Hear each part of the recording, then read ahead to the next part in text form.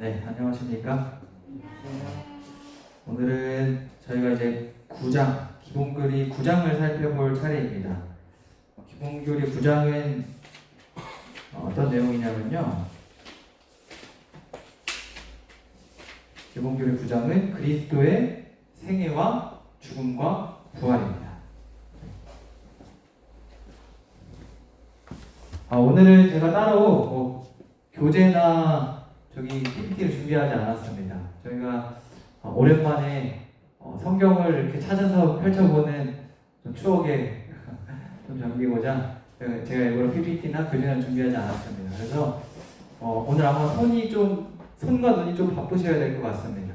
열심히 성경을 찾아주시고 네, 같이 따라오시면 좋을 것 같습니다. 오늘은 9장 그리스도의 생애와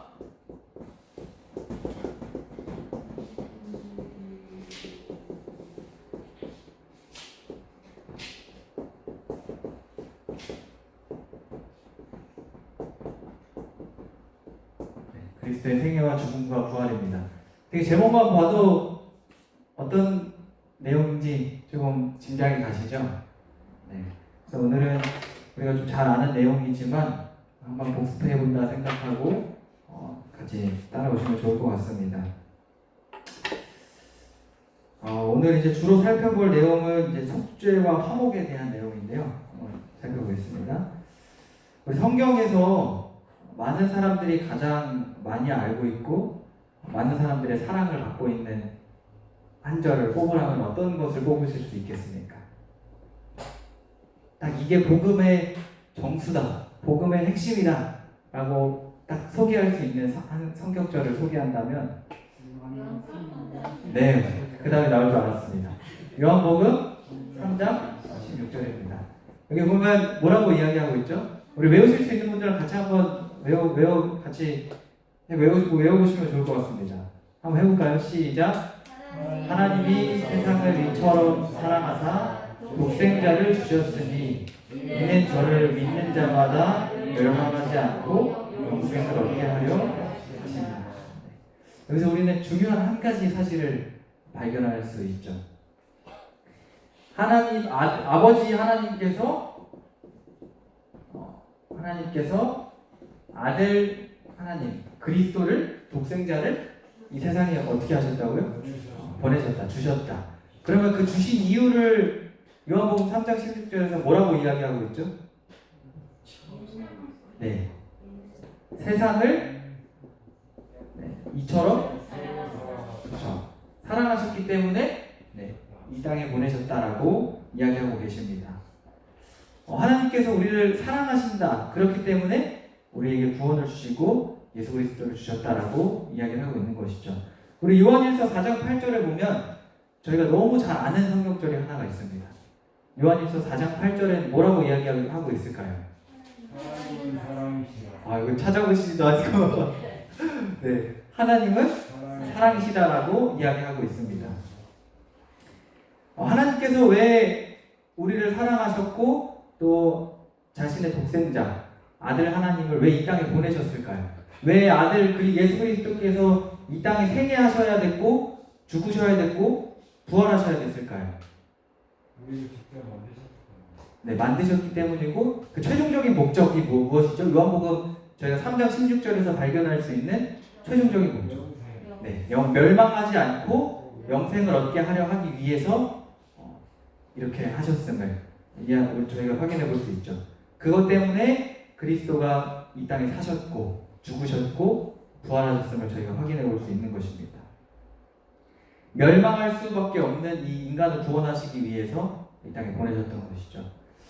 어떻게 그러면 이 방법 말고 다른 방법이 또 있습니까? 멸망하지 않고 구원받을 수 있는 방법. 좋은 방법이 있으면 좀 소개를 부탁드리겠습니다. 성경은 그 이외에는 전혀 방법이 없다. 답이 없는 인간에게 그 이외에 답이 없다라고 이야기하고 있습니다. 우리 요한복음 14장 6절에 보면 예수님이 무엇이다라고 자신을 이야기하고 계시죠? 네, 좀 찾아보시라고 제가 얘기했는데 너무 잘 아셔서 예수님은 자신이 내가 곧 길이요 진리요 생명이다라고 이야기하셨습니다. 예수님 이외에는 길과 진리와 생명이 없음을 이야기하셨죠. 사도행전 4장 12절에 사도들은 또 이렇게 이야기합니다. 천하 인간의 구원을 얻을 만한 다른 이름이 있다 없다? 없다 라고 이야기하고 있죠. 우리가 구원받을 수 있는 유일한 방법, 그리고 유일한 해답, 유일한 열쇠가 바로 예수 그리스도라는 것입니다. 저희가 이 요한복음 3장 16절을 통해서 이 하나님의 사랑이 얼마나 큰지 확인해 볼 수 있습니까? 이 세상을 어떻게 사랑하셨죠? 죽기까지 사랑하셨고, 또 하나님, 아버지 하나님과 이 그리스도와의 관계가 어떠함을 저희가 확인해 볼 수 있죠. 어떻습니까? 네, 독생자. 아버지와 아들 하나님을, 그 아버지와 아들 하나님의 관계를 저희가 거기서 살펴볼 수 있는 것이죠. 예수님께서 인류를 구원하시고자, 인류를 구원하라고 예수님을 막중한 사명을 가지고 이 땅에 보내신 것입니다. 자, 그렇다면 어떻게 우리를 구원하셨을까요? 구원하신 그 방법이 무엇일까요? 예수님께서 네, 그렇죠. 십자가에 돌아가셨죠. 우리 고린도후서 5장 19절에 그 정확하게 그 방법을 이야기하고 있습니다. 우리 고린도후서 5장 19절입니다. 예수님께서 이 땅에 생애하시고 죽으셨고 부활하신 이유. 고린도후서 5장 19절입니다. 저희 먼저 찾아주신 분이 한번 읽어주시기를 부탁드리겠습니다. 곧 하나님께서 그리스도 안에 계시사 세상을 자기와 화목하게 하시며 그들의 죄를 그들에게 돌리지 아니하시고 화목하게 하는 말씀을 우리에게 부탁하셨느니라. 네, 감사합니다. 여기 보니까 그리스도가 세상을 자기와 어떻게 하셨다고요? 그렇죠. 하나님께서 그리스도 안에 계시사 세상을 자기와 화목하게 하셨다. 그리고 그들의 죄를 그들에게 돌리지 아니하시고 화목하게 하는 말씀을 우리에게 부탁하셨다라고 이야기하고 있습니다. 예수님께서 돌아가심으로써 하나님과 우리 사이를 화목하게 하셨다라고 이야기하고 있죠. 바로 이 화목이라는 키워드가 바로 예수님의 희생과 생애와 부활의 키워드가 되는 것입니다. 자, 화목하는데 누가 화목합니까? 하나님과 인간이 화목하게 된다라고 고린도후서에 이야기하고 있죠. 보통 관계가 깨어지면, 누군가 관계가 깨어지면 그 둘의 관계가 회복되기 위해서 어떻게 해야 됩니까? 부부가 부부싸움 했습니다. 부부싸움 했을 때 부부가 서로 화해하기 위해서는 어떻게 해야 됩니까? 그래서 누군가가 자신의 잘못을 인정하고 인정하고 자신의 고집을 꺾어야지만 서로 이제 부부의 관계가 화목해질 수 있는 것이죠. 서로 내 잘났다라고 이야기하면은 어떨까요? 부부 관계가 화목해질 수 있을까요? 네, 없는 것입니다. 관계가 깨어지면 자신의 고집이나 실수를 인정해야지 서로 화해하고 화목할 수 있는 것이죠. 그러면 보통 화목을 먼저 요청하고 자신이 먼저 굽히는 사람은 누굽니까? 잘못을 많이 한 사람입니까? 아니면 잘못을 안 한 사람입니까? 더 많이 사랑하는 사람. 더 많이 사랑하는 사람이. 저는 잘못을 더 많이 하는 사람들이 더 인정하고 굽히는 줄 알았는데 그게 아닌가 보네요. 제가 결혼을 안 해서 아직 그거는 잘 몰랐나 봅니다. 보통은 이제 상식적으로는 관계가 이제 깨어졌을 때 잘못을 더 많이 한 사람이 자신의 잘못을 인정해야 되는 것이 더 상식적이게 보입니다. 그런 사람들이 더 사과하고 더 굽히고 들어가야 되는 것이 상식적이죠. 그렇다면 이 하나님과 인간 사이가 화목해져야 되는데 누가 먼저 굽혀야 됩니까? 누가 먼저 찾아가야 됩니까? 누가 먼저 내가 잘못했습니다라고 얘기해야 됩니까? 인간이 해야 되죠. 자, 먼저 이사야 59장 2절을 함께 살펴보겠습니다. 왜 하나님과 우리가 서로 화목하지 못하게 되었는지. 이사야 59장 2절에 이렇게 이야기하죠. 장로님 중에서 찾으신 분이 한 분 읽어주시기를 부탁드리겠습니다. 오직 너희 죄악이 너희와 너희 하나님 사이를 갈라놓았고 너희 죄가 그의 얼굴을 가려서 너희에게서 듣지 않으시게 함이니라. 네. 여기 보니까 하나님과 인간 사이를 끊어놓은 것, 분리시킨 것이 무엇이다라고 이야기하고 있죠. 죄 때문에 하나님과 인간 사이가 분리되었다라고 이사야 59장 2절에는 이야기하고 있는 것입니다. 자, 그렇다면 이 하나님과 인간 사이에 분리되었을 때 누가 먼저 찾아가야 됩니까? 인간이 하나님께 먼저 찾아가야 되는 것이 상식적입니다. 하지만 우리 창세기 3장과 4장을 보았을 때 누가 먼저 찾아왔습니까? 하나님께서 아담과 하와를 부르시죠. 내가 어디 있느냐? 내가 어디 있느냐라고 숨는 아담과 하와를 계속 찾습니다. 상식적으로 보면 누가 먼저 찾아가서 하나님 잘못했습니다. 나 용서해 주세요. 라고 이야기해야 되죠. 먼저 화해를 요청해야 되죠. 아담과 하와가 먼저 화해를 요청해야 되죠. 하지만 하나님께서 인간에게 먼저 찾아오셔서 화해의 손길을 내미시고 구원의 손길을 펼치십니다. 저희가 여기서 이제 한 가지 볼 수 있는 것은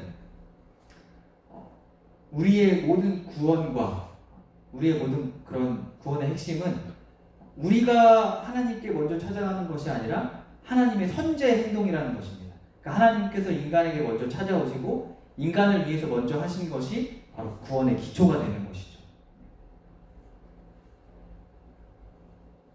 현실에서 범죄하고 그런 사람들은 인간이지만 인류의 구원을 위해서 먼저 다가오시는 분이 바로 하나님이셨습니다. 어떻게 인간이 범죄하고 하나님과 원수되었을 때 인간이 그 문제를 해결할 능력이 있었습니까? 능력이 없었죠. 그리고 그들이 그것을 해결할 마음이 있었습니까? 마음도 없었습니다. 하지만 하나님께서는 이 문제를 해결하기 위해서 인간과 우리를 화목하게 하기 위해서 먼저 손을 내미셨던 것이죠.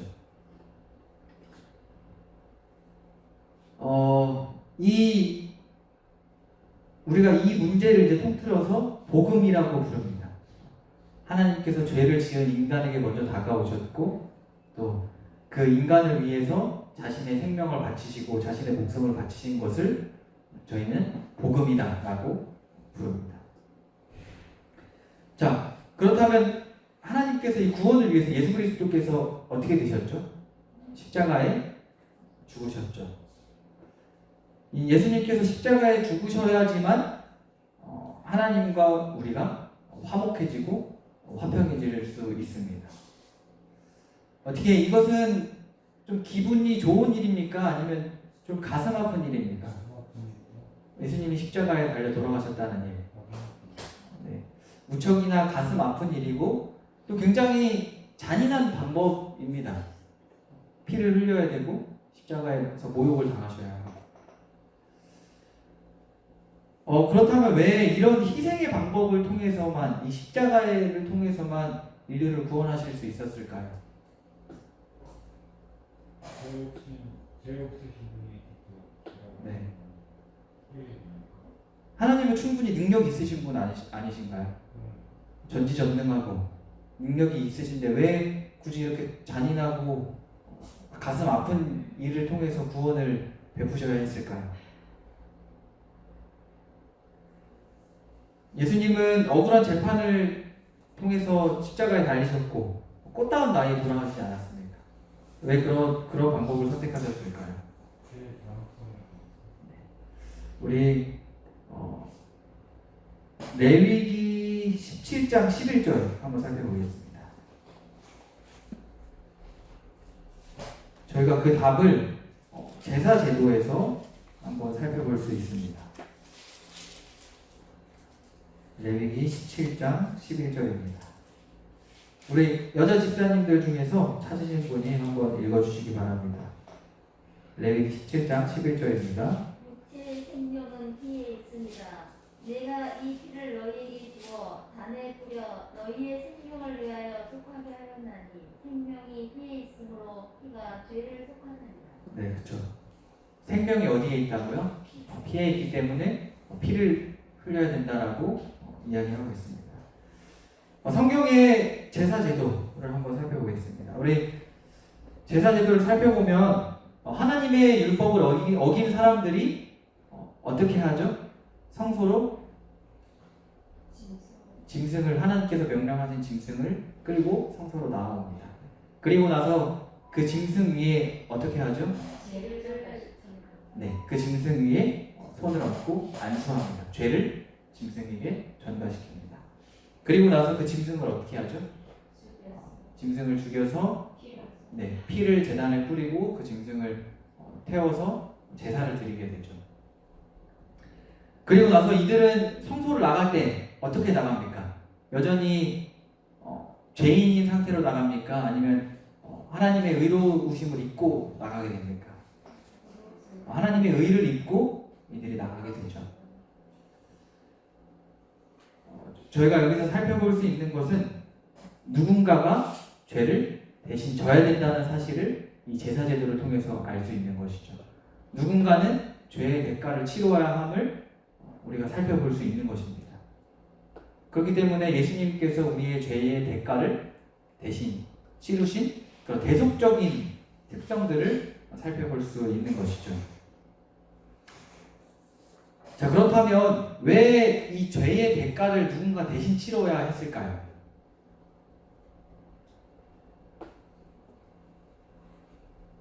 죄의 대가를 대신 치러야 했던 이유.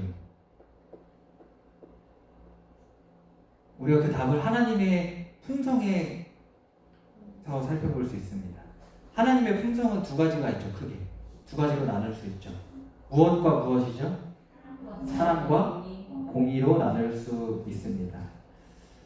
우리 출애굽기 34장 6절과 7절을 한번 살펴보겠습니다. 출애굽기 34장 6절과 7절입니다. 제가 읽겠습니다. 여호와께서 그의 앞으로 지나시며 선포하시되 여호와라 여호와라 자비롭고 은혜롭고 노하기를 더디하고 인자와 진실이 많은 하나님이라. 여기 보니까 하나님은 어떤 분이시라고요?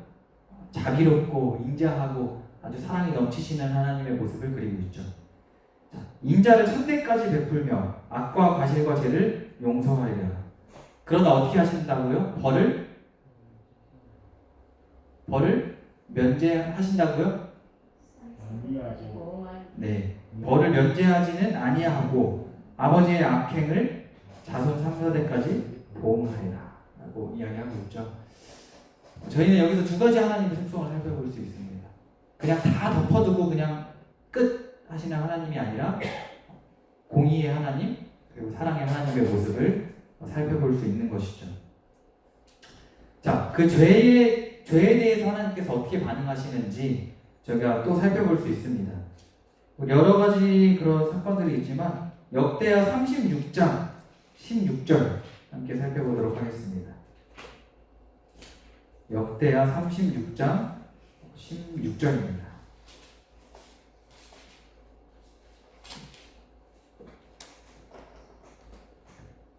그의 백성이 하나님의 사신들을 비웃고 그의 말씀을 멸시하며 그의 선지자를 욕하여 여호와의 진노를 그의 백성에게 미치게 하여 해동할 수 없게 하였습니다. 네, 감사합니다. 이제 역대하 36장을 보면 이 이스라엘 백성들이 바벨론의 포로로 잡혀가게 되는 그런 내용들을 기록하고 있습니다. 어떻게 하나님께서 완전히 인자하시고 자비롭고 사랑이 많으신 하나님이시라면 이들을 바벨론에 끌려가게 두셔야 될까요? 아니면 그냥 예루살렘에서 계속 그들이 하던 대로 살도록 하셔야 될까요? 자, 먼저 이스라엘 백성들이 어땠죠? 이때 당시 상황, 이스라엘 백성들의 상황이 어땠죠? 이들이 하나님의 말씀을 잘 지켰습니까? 이들이 사람들에게 자비를 베풀고 동정을 베풀고 사랑을 베풀었습니까? 아니면 자신의 이기심만을 위해서 살아갔습니까? 자신의 이기심만을 위해서 살아갔습니다. 그래서 이때 당시에 보면 과부와 고아들, 당시에 가난한 자들이 매우 압제당했음을 저희가 그 역사적인 사건들을 통해서 살펴볼 수 있는 것이죠. 이런 이스라엘 백성들의 죄를 하나님께서는 어떻게 하셨습니까? 죄를 보고 역대하 36장 16절에 보면 하나님이 그들을 향하여 진노하셨다라고 기록하고 있습니다.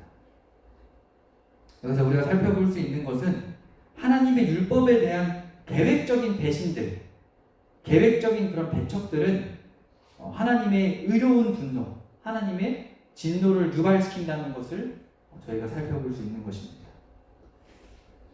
어제 얼마 전에 한 뉴스 이제 기사가 떴는데 한 어머니가 자신의 아들을 신고했다라는 그런 뉴스 기사가 떴습니다. 뭐 때문에 신고했냐면 이제 이태원 때문에 또 요새 코로나가 또 한창 다시 막 불씨가 한번 지펴지지 않았습니까?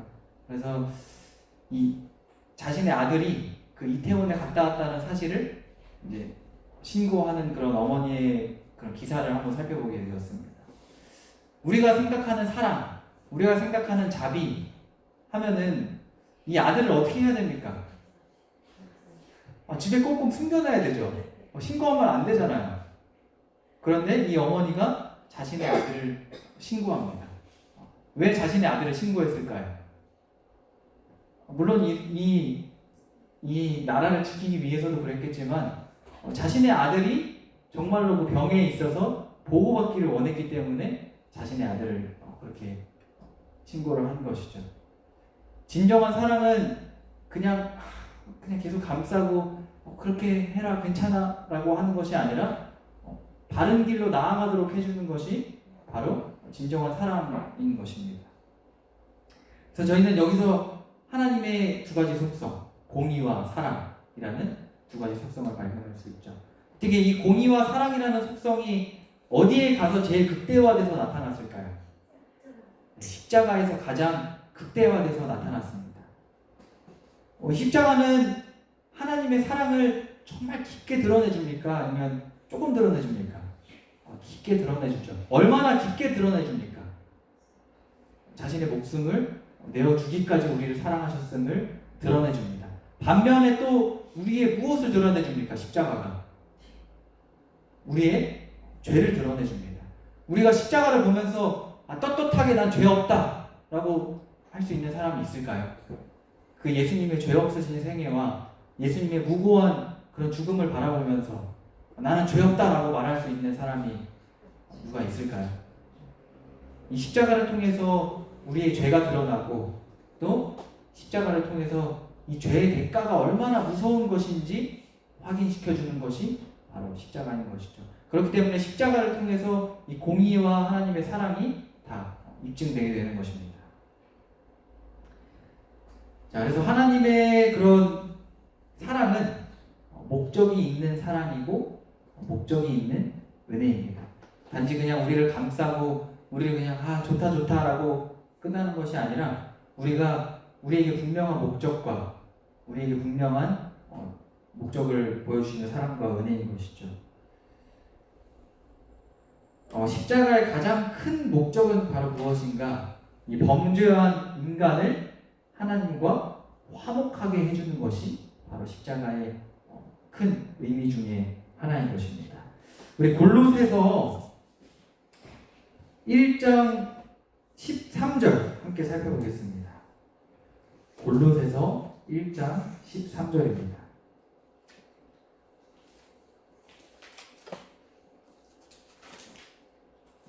찾으신 분께서 좀 읽어주시기를 부탁드리겠습니다. 1장 13절입니다. 그가 우리를 흑암의 권세에서 건져내사 그의 사랑의 아들의 나라로 옮기셨으니. 네, 제가 잘못 찾은 것 같습니다. 죄송합니다. 제가 다시 읽도록 하겠습니다. 골로새 1장 19절입니다. 19절부터 22절에 있는 말씀입니다. 제가 읽겠습니다. 아버지께서는 모든 충만으로 예수 안에 거하게 하시고 그의 무엇으로 화평을 이루셨다고요? 십자가의 피로 화목을 이루셨다라고 이야기하고 있습니다. 만물 곧 땅에 있는 것들이나 하늘에 있는 것들이 그로 말미암아 자기와 어떻게 되기를 화목하게 되기를 기뻐하십니다. 땅에 있는 것들과 하늘에 있는 것들이 서로 화목하게 된 것을 기뻐하셨다라고 이야기합니다.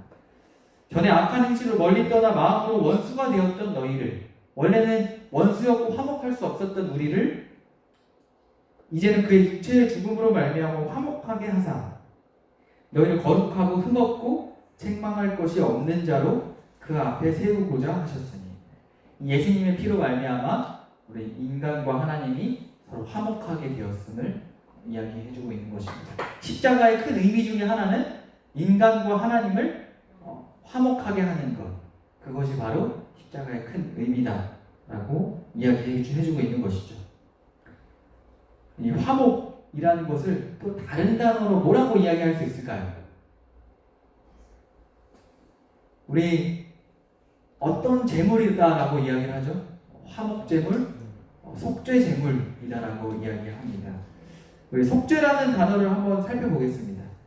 자, 살펴보기 전에 화목을 가능하게 우리가 하나님과 화목하게 된 것은 바로 십자가의 희생이 인류의 죄를 대신하는 속죄의 재물, 죄를 속량하는, 죄를 대신하는 속죄 제물이셨기 때문에 인간과 하나님 화목하게 될 수 있었다는 것이죠.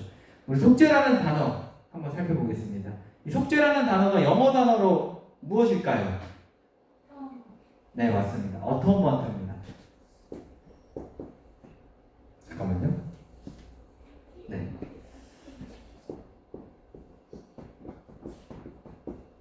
제가 영어를 못해서 스펠링을 방금 보고도 까먹었습니다.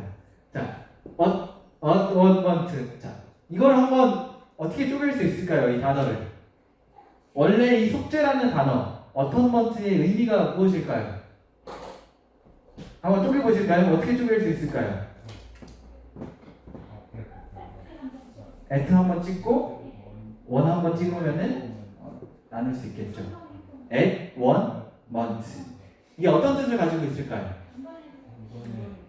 네, at one month를 이제 살펴보면 하나가 된 상태, 의견이 일치된 상태라는 것을 의미합니다. 그러니까 이 속죄라는 단어는 서로 어떤 상태가 되는 것이라고요? 하나가 된 상태, 의견이 일치된 상태가 바로 속죄라는 뜻입니다. 자, 그렇다면 어떤 단어가 생각나시나요? 속죄하면 저희가 아까 계속 살펴봤던 단어 히읗 미음입니다. 화목. 네, 화목이 생각나시죠? 화목은 어떻게 되는 것입니까? 서로 깨어진 관계가 서로 하나 되는 것이 바로 화목인 것이죠. 그래서 이 속죄라는 것은 화목의 의미를 포함하고 있는 것입니다. 자, 조금 더 자세하게 살펴보겠습니다. 이 속죄라는 단어가 이제 헬라어로 힐라스테리온이라는 단어를 사용하고 있습니다.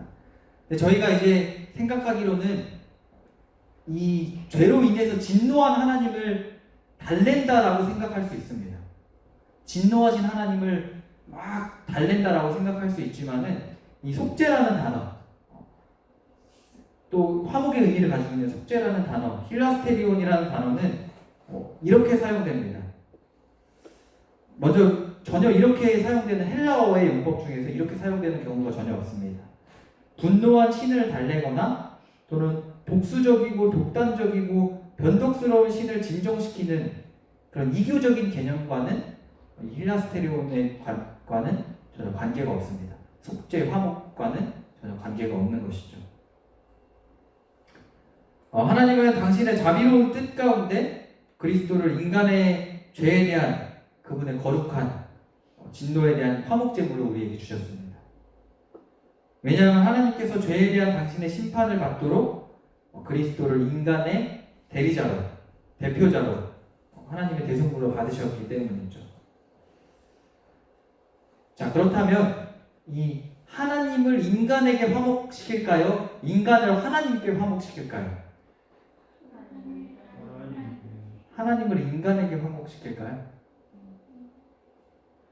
인간은 하나님께 화목시킬까요? 인간을 하나님께 예수님께서 화목시키는 것이죠. 우리가 성경절을 살펴보면 하나님이 그리스도 안에 계시사 세상을 자기와 어떻게 하셨다고요? 화목하게 하셨다고요. 세상을 자신과 화목하게 하셨다라고 이야기합니다. 그러니까 하나님을 우리의 손으로 끌어내려서 우리와 같이 화목하게 만드는 것이 아니라 우리가 하나님께로 화목하게 되는 것이죠. 자, 그래서 우리가 이제 살펴보면 한 가지 질문을 드리겠습니다. 이 예수님의 십자가의 죽음을 통해서, 예수님의 속죄의 희생을 통해서 하나님의 진노가 사랑으로 바뀌었을까요? 그러니까 죄에 대한 하나님의 진노가 하나님의 사랑으로 바뀌었을까요? 네, 죄에 대한 진노는 변하지 않으셨습니다. 하나님께서는 죄를 보면 여전히 어떻게 하시죠? 죄에 대해서는 진노하시고 죄를 소멸하시는 분이 바로 하나님이시죠. 죄에 대하여서는 태도가 전혀 변함이 없습니다. 저희가 그것을 확실히 기억해야 되죠. 그래서 이 그리스도를 통하여서 하나님의 진노가 사랑으로 바뀐 것이 아니라 이 진노가 저희가 아까 제사제도 살펴본 것처럼 그 진노가 누구에게 옮겨졌죠? 우리의 죄가 양에게 옮겨졌죠. 그래서 우리의 진노, 죄로 인한 우리의 하나님의 진노와 우리의 죄가 인간에게서 떠나고 하나님께 친히 감당되고 하나님께 담당되는 것이 바로 그런 뜻을 가지고 있는 것입니다. 자, 그렇다면 누구든지 이 하나님과 화목하기 위해서는 어떻게 해야 될까요? 이 죄에 대한 하나님의 진노를 우리가 피하기 위해서는 어떻게 해야 될까요? 아까 처음에 말씀드렸습니다. 딱 한 가지 방법밖에 없다. 네. 예수 그리스도의 속죄만을 의지해야 됩니다. 예수 그리스도의 피 흘림만을 저희가 의지해야지 화목하게 될 수 있는 것이죠. 왜냐하면 이 속죄를 통해서 화목을 이루셨기 때문에 예수님을 통해서만 우리가 화목하게 될 수 있는 것입니다. 우리 로마서 3장 25절과 26절 함께 살펴보도록 하겠습니다. 로마서 3장 25절과 26절입니다. 이 예수를 하나님이 그의 피로 믿음으로 말미암는 화목제물로 세우셨으니 이는 하나님께서 길이 참으시는 중에 전에 지은 죄를 간과하심으로 자기 의로우심을 나타내려 하시니 곧 그때 자기 의로우심을 나타내사 자기도 의로우시며 또한 예수 믿는 자를 의롭다 하려 하시니라. 그렇죠. 네. 예수 그리스도를 무엇으로 삼으셨다고요? 화목제물로 삼으셨다라고 이야기하고 있죠. 자, 그렇다면 우리의 구원은 어떻게 우리의 노력으로 이루어지는 건가요? 아니면 은혜로 가능하게 되었습니까? 네. 전적인 하나님의 선제의 행동입니까? 아니면 우리의 행동입니까?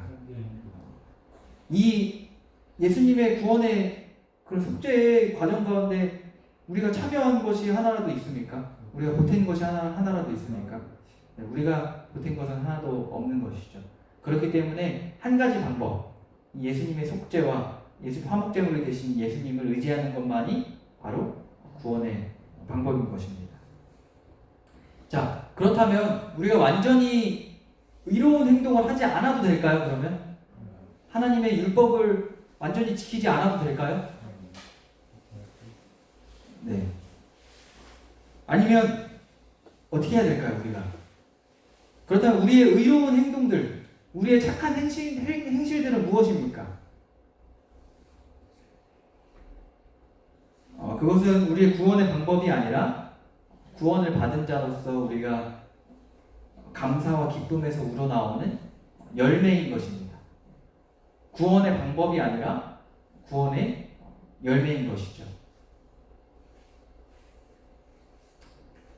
우리 로마서 3장 아까 읽었던 거 바로 밑에 보면 그런즉 자랑할 때가 어디냐 있을 수가 없느니라. 무슨 법으로냐 행위로냐 아니라 오직 믿음의 법으로니라. 그러므로 사람이 의롭다 하심을 얻는 것은 율법의 행위에 있지 않고 믿음으로 되는 줄을 우리가 인정하노라. 우리가 이 예수님의 속죄를 의지함으로써 예수님만 의지함으로써 우리가 이런 열매들을 맺을 수 있는 것이죠. 이런 감사와 기쁨의 열매들을 맺을 수 있는 것입니다. 자, 그렇다면 예수님께서는 왜 그냥 이 땅에 와서 죽으신 것뿐만 아니라 이 땅에서 왜 완전한 생애를 사셨을까요?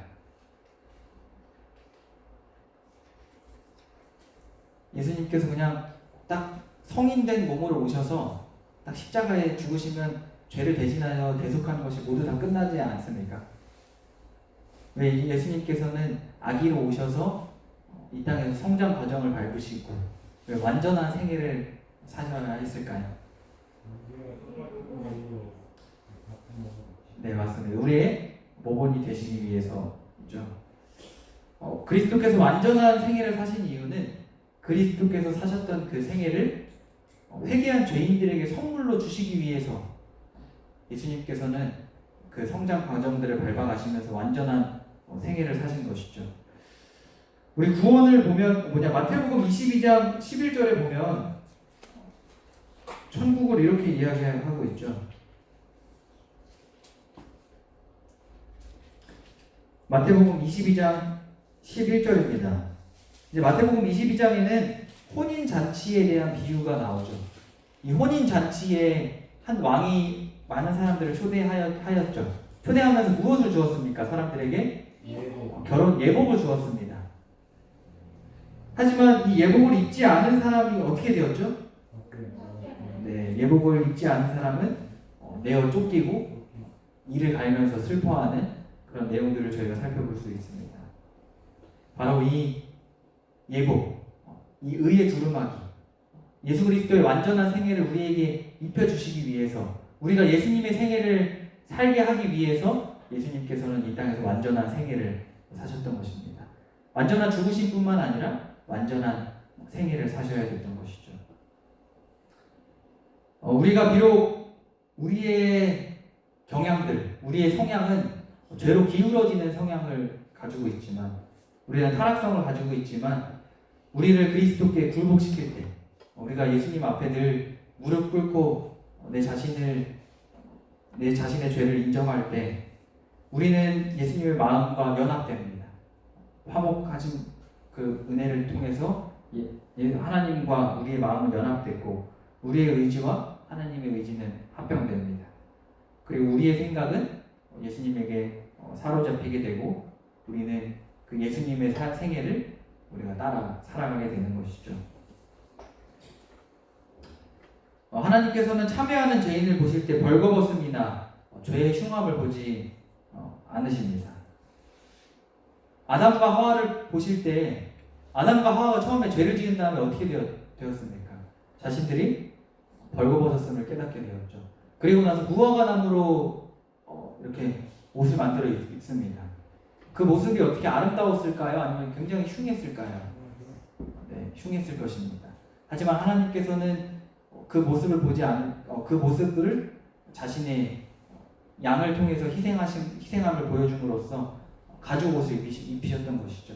예수님의 그런 완전한 생애를 그들에게 입히시기를 바라셨던 것입니다.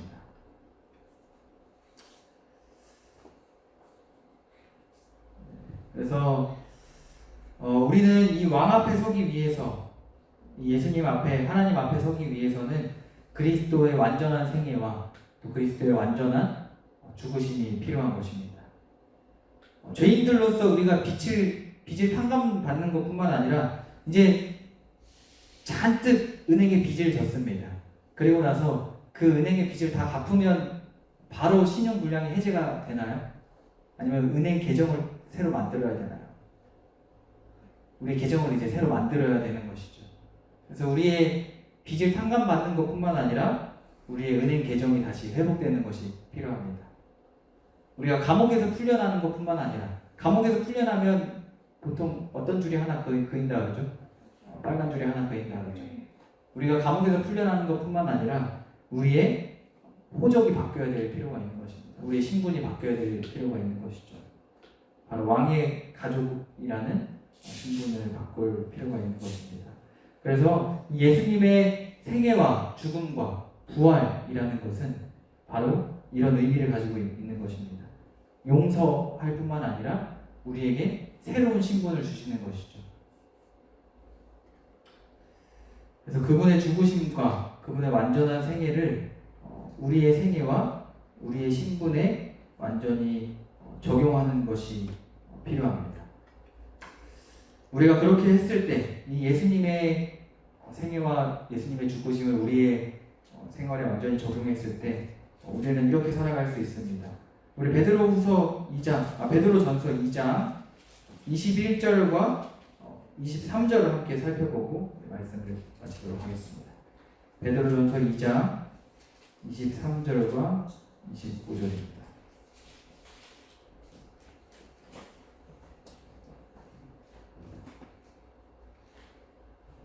네, 우리 다 같이 한번 읽어볼까요? 시작. 욕을 당하시되 맞대어 욕하지 아니하시고 고난을 당하시되 위협하지 아니하시고 오직 공의로 심판하시는 이에게 부탁하시며 친히 나무에 달려 그 몸으로 우리 죄를 담당하셨으니 이는 우리로 죄에 대하여 죽고 의에 대하여 살게 하려 하심이라. 그가 채찍에 맞음으로 너희는 나음을 얻었나니 너희가 전에는 양과 같이 길을 잃었더니 이제는 너희 영혼의 목자와 감독 되신 이에게 돌아왔느니라.